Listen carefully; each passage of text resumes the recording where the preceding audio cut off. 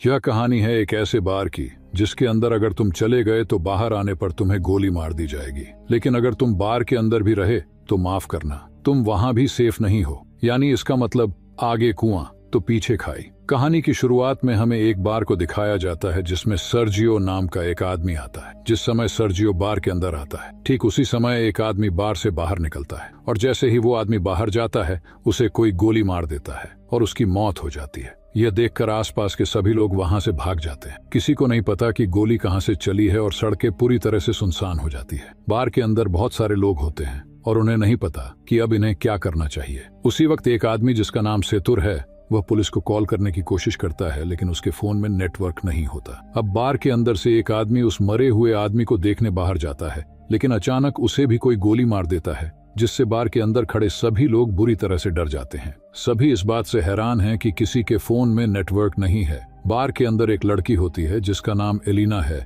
वो कहती है कि हमें टीवी पर न्यूज देखनी चाहिए। जब ये लोग टीवी पर न्यूज देखते हैं तो इस हादसे के बारे में टीवी पर कोई खबर नहीं होती और जैसे ही इन लोगों की नजर बाहर जाती है तो वहां से दोनों लाशें गायब हो जाती हैं और साथ ही उनका खून भी वहां से साफ कर दिया जाता है। इन सभी को कुछ समझ नहीं आता कि यहाँ पर क्या हो रहा है। तभी सेतुर कहता है कि मुझे लगता है कोई चाहता है कि हम में से कोई भी यहाँ से बाहर ना निकले। फिर सर्जियो कहता है कि हो सकता है हम में से कोई एक किलर हो, या हो सकता है हम में से कोई आतंकवादी हो जिसके पास कोई भयानक विस्फोटक सामान हो और पुलिस उसे पकड़कर मारना चाहती हो। ये सुनकर एक आदमी जिसका नाम नाचो है, वो अपने पैर से अपने बैग को छुपा देता है, पर सर्जियो उसे ऐसा करते हुए देख लेता है और इसके बारे में सबको बताता है। नाचो के बैग को ले लिया जाता है और जब उसके बैग को खोला जाता है तो उसमें से कपड़े और एक हार्ड डिस्क निकलती है। तभी नाचो कहता है कि इसमें ऐसी कोई भी चीज नहीं है जिसे किसी को भी नुकसान हो। वो कहता है कि मैं एक एड कंपनी में काम करता हूँ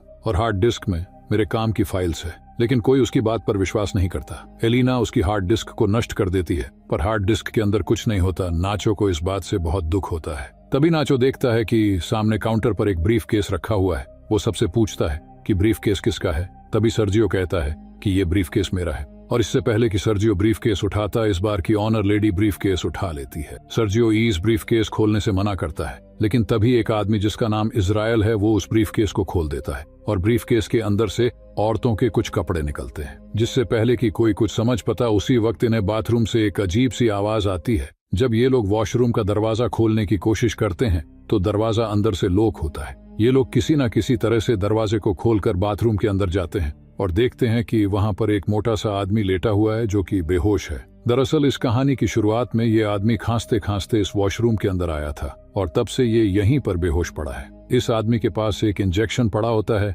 अलीना उस इंजेक्शन को उठा लेती है और तभी इन लोगों को बाहर से गाड़ियों की आवाज आती है। जैसे ही लोग बार के गेट के पास जाते हैं तो ये देखते हैं कि वहां बहुत सारे आर्मी ऑफिसर्स आते हैं जिनके चेहरे पूरी तरह से ढके हुए होते हैं। आर्मी ऑफिसर वहां पर बहुत सारे टायर्स का ढेर करते हैं और उन टायर्स को जलाकर वहां से चले जाते हैं। हालांकि सभी को लग रहा था कि ये हमारी मदद करने आए हैं, लेकिन वो इनकी मदद नहीं करते। उसके ठीक बाद टीवी पर न्यूज दिखाई जाती है कि सिटी के एक बहुत बड़े हिस्से में आग लग गई है और इसीलिए उस जगह को सील कर दिया गया है और उस तरफ अब कोई भी नहीं जा सकता। बार में फंसे लोगों को कुछ समझ नहीं आता कि सरकार झूठ क्यों बोल रही है। तभी वो आदमी जो बाथरूम के अंदर बेहोश था, वो अचानक सबके सामने आ जाता है और उसकी पूरी बॉडी बुरी तरह से फूल जाती है। साथ ही उसकी आंखें भी डरावनी और अजीब सी हो जाती हैं और वो वहीं पर गिरकर मर जाता है। लेकिन मरने से पहले डोंट टच मी कहता है। यह लोग उस मरे हुए आदमी का फोन उठाते हैं और देखते हैं कि ये आदमी तो एक आर्मी ऑफिसर था। और भी कुछ फोटोज होती है जिसमें लोगों ने किसी भी वायरस से बचने वाली पीपीटी किट पहनी होती है। अब बार के अंदर सभी लोग समझ जाते हैं कि इस पूरे इलाके को क्वारंटाइन कर दिया गया है। इसका मतलब ये जो आदमी अभी अभी यहाँ पर मरा है ये इन्फेक्टेड था और इन्फेक्शन से इसकी जान चली गई है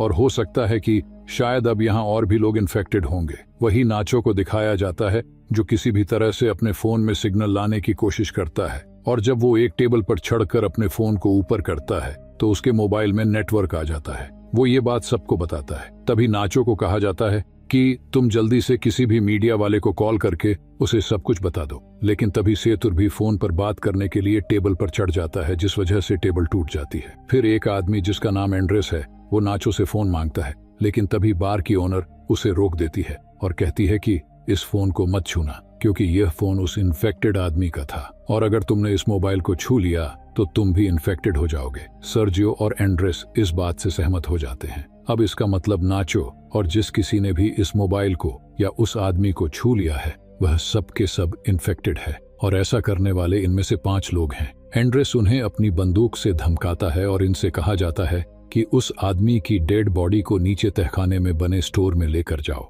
इन सब लोगों को मजबूरन उनकी बात माननी पड़ती है और ये सभी 5 लोग डेड बॉडी को लेकर नीचे तहखाने में चले जाते हैं। अब ऊपर बस 3 लोग बचे हुए हैं। थोड़ी देर बाद ट्रिनी को वहां पर दम घुटने लगता है। वो ट्रिनी सबको तहखाने का दरवाजा खोलने के लिए कहती है, लेकिन कोई उसकी बात नहीं सुनता। जैसे ही वो औरत दरवाजा खोलने जाती है तो वहां पर रखी हुई कुछ बॉटल्स गिर जाती है। उसका लिक्विड एक साइड बहना शुरू हो जाता है और तभी इनकी नजर वहां पर बनी एक ड्रेनेज पर पड़ती है। इसका मतलब ये लोग वहां से पानी के रास्ते से होते हुए वहां से बाहर निकल सकते हैं। फिर इजराइल उस ढक्कन को खोल देता है और वो ड्रेनेज के अंदर से होकर यहाँ से बाहर निकलने का फैसला करता है। इसलिए वो अपने पूरे शरीर पर ओनेल लगाता है और उस ड्रेनेज से नीचे जाने की कोशिश करता है, लेकिन ड्रेनेज का छेद ज्यादा बड़ा नहीं होता, इसलिए वह नीचे नहीं जा पाता। और तभी अचानक इन सभी लोगों को गोलियां चलने की आवाज आती है। आवाज सुनकर यह सभी लोग घबरा जाते हैं। फिर इन्हें ऊपर बार में धुआं दिखाई देता है, जिसे देखकर यह लोग समझ जाते हैं कि ऊपर जो 3 लोग थे उन्हें किसी ने मारकर पूरे बार को आग लगा दी है। वहीं दूसरी तरफ इजराइल अभी भी बुरी तरह से ड्रेनेज में फंसा हुआ है। अब वो लोग सबसे पहले इजराइल को ड्रेनेज से बाहर निकालते हैं। कुछ घंटे बाद आग पूरी तरह से बुझ जाती है और वो लोग ऊपर बार में जाने का फैसला करते हैं। ऊपर बार में आने के बाद वो देखते हैं कि बार पूरी तरह से जलकर राख हो चुका है। नाचो को वहां गन मिल जाती है जिसे वो चुपचाप उठा लेता है। तभी ये लोग देखते हैं कि कुछ लोग बाहर से इस जगह को पूरी तरह से सील कर रहे होते हैं। ये बड़ी ही खामोशी से सब कुछ देखते रहते हैं, क्योंकि अगर किसी को भी भनक लग गई कि अंदर अभी भी 5 लोग जिंदा हैं तो इन सबको भी मार दिया जाएगा। तभी यहाँ मोबाइल बजना शुरू हो जाता है और ये उसी मोटे आदमी का मोबाइल होता है जिसकी अभी थोड़ी देर पहले इन्फेक्शन के कारण मौत हुई थी। अलीना उसका फोन उठा लेती है और उसके फोन का चैट पढ़ना शुरू कर देती है, जिसमें एक आदमी इस मोटे आदमी से पूछता है कि क्या वैक्सीन लेने के बाद तुम्हारी तबीयत में सुधार है। इस आदमी ने जवाब दिया, नहीं, मेरी तबीयत बहुत खराब है और मैं किसी बार के वॉशरूम में छुपा हुआ हूँ, तुम मेरे पास आने की कोशिश मत करना। अब एलिना उसकी पुरानी चैट पढ़ती है जिसमें इस मरे हुए आदमी ने लिखा होता है कि मेरे पास अभी 4 और बची है। ये लोग समझ जाते हैं कि इसके पास जो इंजेक्शन है वो इस वायरस की वैक्सीन है। ये पढ़कर सब लोग खुश हो जाते हैं कि ये वैक्सीन काम कर सकती है,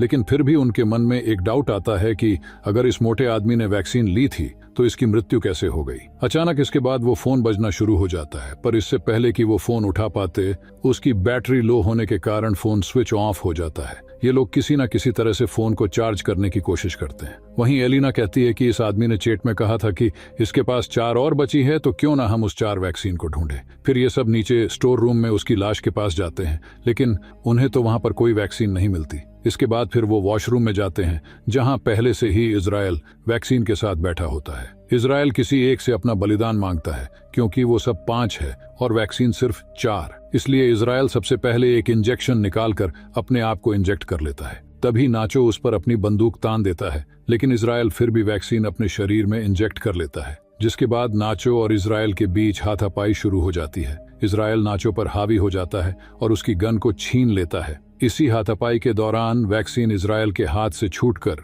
नीचे तहखाने में गिर जाती है। ट्रिनी नीचे जाकर वैक्सीन को उठा लेती है, लेकिन तभी गलती से उसके हाथ से वैक्सीन छूट जाती है और नीचे नाले में गिर जाती है। अब ये बेचारे सोच रहे होते हैं कि वैक्सीन को नाले में से कैसे निकाला जाए। इन सब में से एलिना सबसे पतली होती है, इसलिए ये लोग उससे पूछते हैं कि क्या तुम अंदर जाकर उन वैक्सीन को ला सकती हो। पहले तो एलिना मना कर देती है, लेकिन फिर बाद में वह मान जाती है, जिसके बाद एलिना की बॉडी पर ओनेल लगाया जाता है और उसे उस छोटे से छेद के अंदर धकेला जाता है और बड़ी ही मशक्कत के बाद वो नीचे नाले में गिर जाती है। एलिना वैक्सीन ढूंढ लेती है। तभी नाचो वैक्सीन को एक तार पर बांधकर ऊपर भेजने को कहता है, लेकिन एलिना साफ साफ मना कर देती है क्योंकि वो जानती है ऊपर 3 लोग हैं और वैक्सीन भी सिर्फ 3 ही बची है। एलिना सबसे कहती है कि अगर तुम्हें वैक्सीन चाहिए तो तुम्हें नीचे आना होगा। फिर उसके बाद ये लोग ड्रेनेज के छेद को बड़ा करते हैं। तब तक एलिना बाहर का रास्ता ढूंढना शुरू कर देती है। थोड़ी दूर जाने के बाद उसे एक जगह पर रोशनी दिखाई देती है। सबसे पहले वो वैक्सीन को वहां पर बने एक गड्ढे में छुपा देती है। इसके बाद वो सीढ़ियों से ऊपर जाकर देखती है कि वहां पर बहुत सारी पुलिस फोर्स है जो कि बार में मरे उनके 3 साथियों को जला रही है। यहाँ से सीन शिफ्ट होता है और हमें दिखाया जाता है कि बाकी के 4 लोग जो ऊपर स्टोर रूम में थे वो भी अब किसी न किसी तरह से नीचे आ जाते हैं। इजराइल और नाचो के बीच एक बार फिर घमासान युद्ध शुरू हो जाता है और इस बार नाचो उस गन को छीनकर उसे वहीं पर गोली मार देता है। अब नाचो के पास गन होती है, इसलिए सब उससे डर रहे होते हैं। तभी नाचो सेतुर को अपने गन पॉइंट पर लेता है और एलिना को वैक्सीन देने के लिए कहता है। नाचो कहता है कि हमारे पास 3 वैक्सीन है और इसको मारने के बाद हम तीनों बच सकते हैं। फिर एलिना इन सबको बार की ओर ले जाती है जहां उसने वैक्सीन छिपा रखी थी। धीरे धीरे ये लोग आगे बढ़ते रहते हैं। नाचो और एलिना आगे चलते हैं जबकि सेतुर और ट्रिनी इनके पीछे चलते हैं। तभी अचानक ट्रिनी सेतुर को पानी में डुबाकर मारने की कोशिश करती है ताकि सारी दिक्कत ही खत्म हो जाए, लेकिन नाचो ट्रिनी को ऐसा करने से रोक देता है। पर ट्रिनी नाचो से कहती है कि तुम मुझे मार दो ताकि तुम सब वैक्सीन बांट लो और तुम्हारी जान बच जाए। नाचो ट्रिनी पर बंदूक तान देता है लेकिन वो गोली नहीं चला पाता, जिसके बाद ट्रिनी नाचो से गन लेकर यहाँ से थोड़ी दूर जाकर अपने आप को मार देती है। अब सिर्फ 3 लोग बचे थे और इनके पास इंजेक्शन भी 3 ही थे, इसलिए सब एक एक इंजेक्शन ले लेते हैं। पर इससे पहले कि यह लोग अपनी बॉडी में इंजेक्शन लगाते, यहाँ पर इजराइल आ जाता है जो अभी भी जिंदा होता है। इजराइल पीछे से सेतुर पर हमला करके जान से मार देता है। अब इजराइल को गुस्सा आ जाता है और वह नाचो और एलिना की जान के पीछे पड़ जाता है। तभी नाचो और एलिना को सामने सीढ़ियां दिखाई देती है। वह दोनों सीढ़ियों पर बढ़ते हैं, पर तभी एलिना से वो इंजेक्शन छूटकर नीचे गिर जाता है। अब क्योंकि इजराइल भी उनके साथ सीढ़ियों पर चढ़ रहा है, इसलिए वो नीचे नहीं जा सकते। नाचो जल्दी से अपना इंजेक्शन एलिना को दे देता है। फिर इजराइल नाचो के पैर पड़कर उसे नीचे खींच लेता है, जिसे दोनों के नीचे गिरकर मौत हो जाती है। एलिना के पास अब जो वैक्सीन बचा है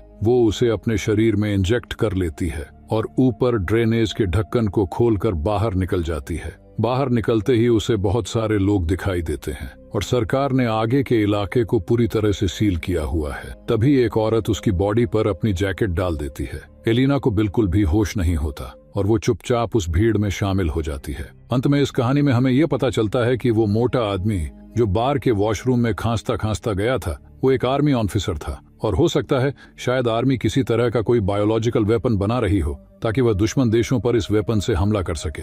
लेकिन इस दौरान इनका अपना एक ऑफिसर इन्फेक्टेड हो गया। हालांकि उनके पास इस इन्फेक्शन की वैक्सीन भी थी, लेकिन यह ऑफिसर बीमार था, इसलिए वैक्सीन ने उसके ऊपर काम नहीं किया। और जब आर्मी को पता चलता है कि उनका वो ऑफिसर बार के अंदर है तो उन्होंने पूरे एरिया को सील कर दिया ताकि वहां से कोई भी बाहर ना निकल पाए और उस वायरस को इसी जगह पर खत्म कर दिया जाए, चाहे इसके लिए उन्हें कुछ बेगुनाह लोगों को मारना ही क्यों ना पड़े।